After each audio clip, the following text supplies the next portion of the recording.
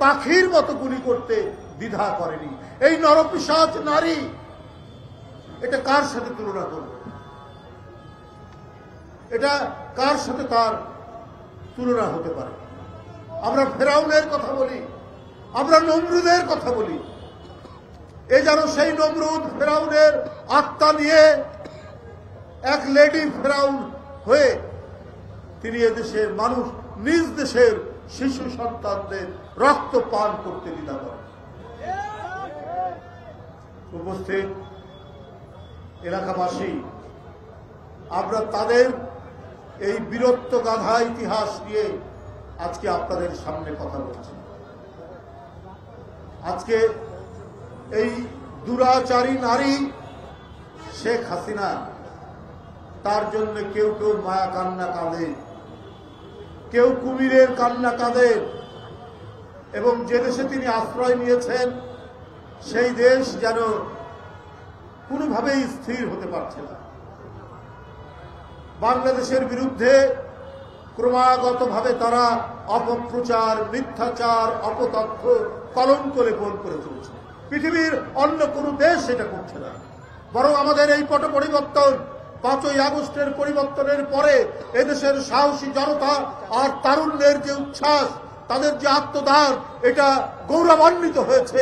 পৃথিবীর আটলান্টিকের ওই পার থেকে প্রশান্ত মহাসাগর, ভারত মহাসাগর, আরব সাগর, প্রত্যেকটি জায়গায় এই দেশের তরুণ জনতার, ছাত্র জনতার এই আত্মদানের ঢেউ যেন গোটা বিশ্বকে এক ধরনের একটি চমক দিয়েছে।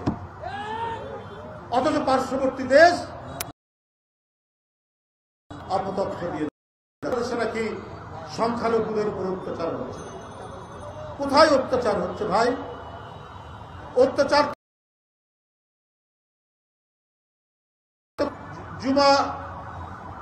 জুম্মাবারে জুম্মার নামাজ আদায়ের সময় পুলিশ গিয়ে মুসল্লিদেরকে আঘাত করছে, লাথি মারছে। সংখ্যালঘু নিপীড়ন তো হয় ভারতে, সংখ্যালঘুদের উপর উৎপীড়ন হয়তো আমাদের এই পার্শ্ববর্তী দেশে। 400 বছরের সম্রাট বাবর যে মসজিদ নির্মাণ করেছিলেন, সেই মসজিদকে ভেঙে চুরে তারা সেখানে মন্দির নির্মাণ করেছে। তো সংখ্যালঘুদের উপর যত অত্যাচার ওই দেশে, বাংলাদেশে হয় না। বাংলাদেশে হিন্দু, মুসলমান, খ্রিস্টান হাতে হাত ধরে ঘোরাফেরা করে।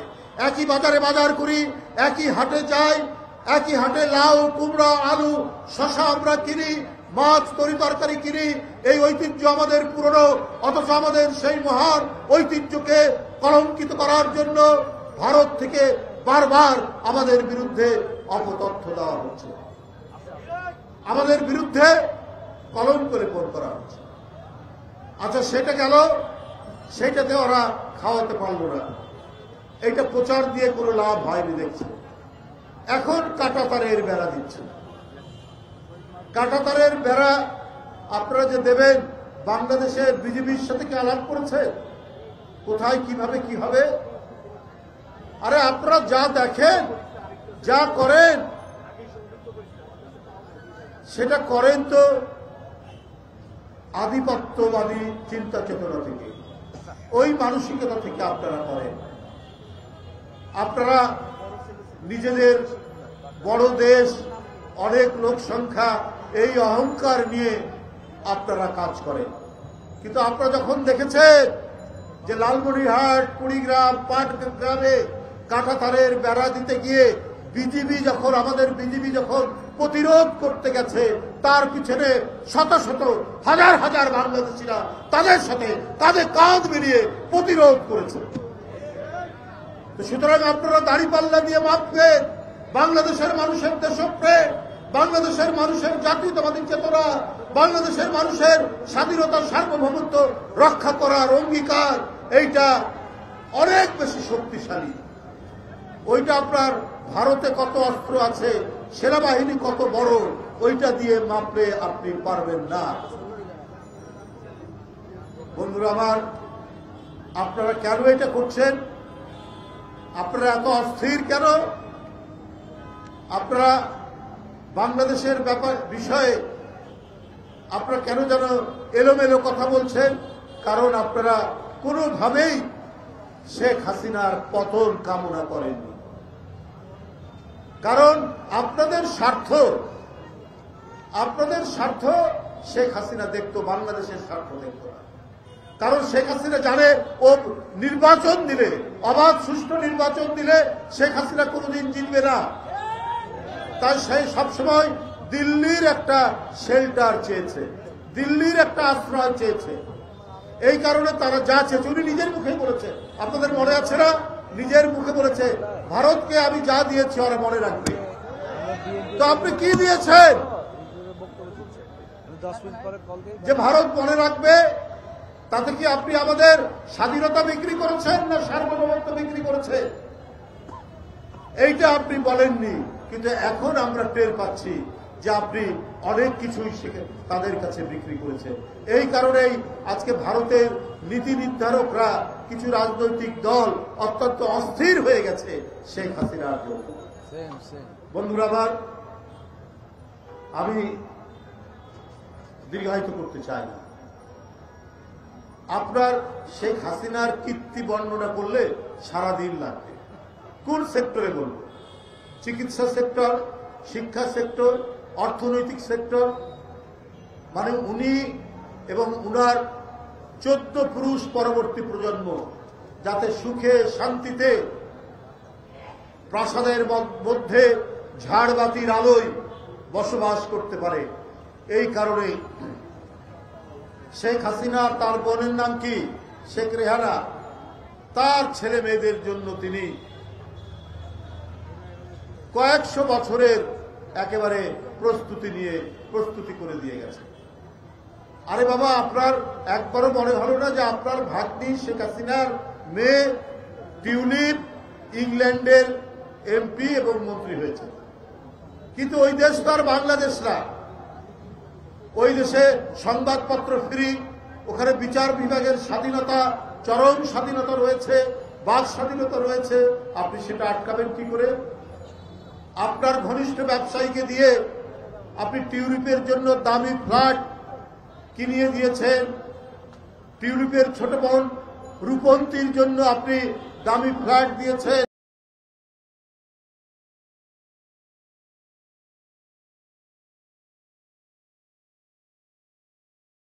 ছাড়া নাকি কাউকে কেনা যায়, আওয়ামী লীগের সবাইকে কেনা যায়। উনি নিজের মুখেই বলেছিলেন হাসিনা যে একমাত্র আমাকে ছাড়া আবার আওয়ামী লীগের সবাইকে কেনা যায়। কিন্তু আপনি যে খুব অল্প দামেই ভারতের কাছে সবার আগে বিক্রি হয়ে গেছে, এইটা দেশবাসী একটু একটু টের পেয়েছে, কিন্তু এখন সম্পূর্ণরূপে টের পেয়েছে যে কিভাবে আপনি নিজেকে বিক্রি করেছেন। আর গোটা দেশকে বিক্রি করে আপনার ভাগ্নির জন্য, আপনার ভাগ্নার জন্য, আপনার ছেলে সজীব অজেদ জয়ের জন্য, আপনার মেয়ে সাইমা অজেদ পুতুলের জন্য আপনি যে সাদ্দাদের বেহেশত তৈরি করে দিয়ে গেছেন, এইটাও তো এখন গণমাধ্যমে প্রচার হচ্ছে, এটাও তো আমরা জানতে পারছি। সজীব অজেদ জয় কোথায় থাকেন জানি না, দুবাই না কোথায় না আমেরিকায়। তার 8টা বিলাসবহুল গাড়ি পাওয়া গেছে, একটা না 8টা বিলাসবহুল গাড়ি, মানে যে সে গাড়ি না, একটার দাম 20-25 কোটি টাকা দাম। তো আপনার ছেলে কি করত? সজীব অজেদ জয় আপনারা শুনেছেন? ওই কি কোনো ব্যাংকের ম্যানেজার ছিল, কোনো অফিসের কর্মকর্তা ছিল, কোনো বিশ্ববিদ্যালয়ে পড়াশোনা করত, কোথাও বড় ব্যবসা করত? আমরা তো শুনিনি। তাহলে এত বিলাসবহুল গাড়ি, এত দামি গাড়ি কোত্থেকে আসলো? এই শেখ হাসিনা প্রতিটা আর্থিক প্রতিষ্ঠানে তার নিজের লোক দিয়েছিলেন, যারা এই লুটপাট আর টাকা পাচারের সাথে জড়িত। এই যে এসকে সুরের নাম শুনছেন না?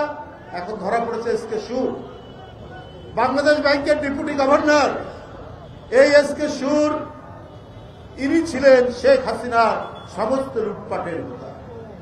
বাংলাদেশের মানুষ অনেক কিছুই টের পেয়েছে, কিন্তু শেখ হাসিনার গুম, খুন, গুপ্ত হত্যার ভয়ে অনেকে মুখ খুলতে সাহস পায়।